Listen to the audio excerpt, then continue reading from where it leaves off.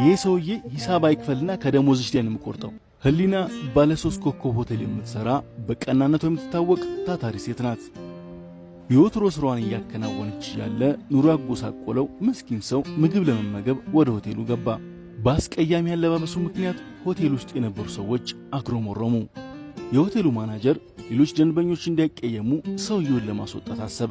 ሰውየው በሩ አጠገብ ያለው መቀመጫ ላይ እንደተቀመጠ የሆቴሉ አስተናጋጅ ህሊና እንደ ሁል ጊዜ ሁሉ ረጋ ባለ ፈገግታ ተቀበለችውና ሰላም፣ እንዴት ነህ? ምን ልታዘዝ? ምግብ አለ? እሺ፣ አሁን አመጣለሁ። ሰውየውም እንደ ማንኛውም ሰው ስላስተናገደችው ደስ አለው።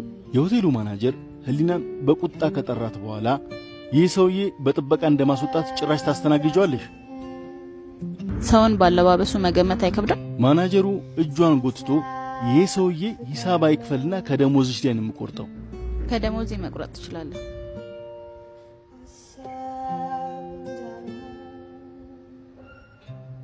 ህሊና የሆቴሉን ምርጥ ምግብ አቅርባ ስለ ክፍያው ምንም አትጨነቅ፣ ዛሬ የሆቴሉ 10ኛ ዓመት በዓል ስለሆነ ምግቡ በነፃ ነው።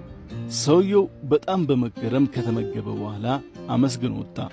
ህሊና ጠረጴዛውን እያጸዳች የተተወነ ወረቀት አገኘችው። ጽሑፉ እንዲህ ይላል: ውድ ህሊና፣ ስለ መልካም አያያዝሽ ከልብ አመሰግናለሁ። እኔ የሆቴሉ ባለቤት ነኝ። ነገር ግን ሰራተኞቼ ደንበኞችን እንዴት እንደሚያስተናግዱ ለማየት ራሴን ምስኪን አስመስዬ መምጣት ነበረብኝ። ይህ ያንቺ የሥራ እድገት ፍቃድ ነው። የሆቴሉ ማናጀር ስለሆንሽ እንኳን ደስ አለሽ ይላል። መጽሐፍ በሽፋኑ አይገመትም። መልካምነት መቼ